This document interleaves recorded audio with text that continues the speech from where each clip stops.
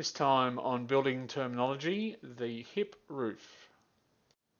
So the hip roof is a roof with 4 sloping, or we call it pitched, surfaces, which is pyramidal in shape and has level eaves on all 4 sides.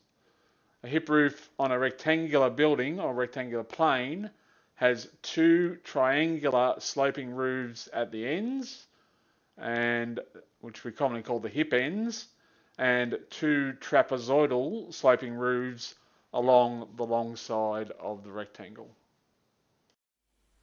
If you like this video, please hit the like button and subscribe to my YouTube channel. And you can also follow me on Facebook.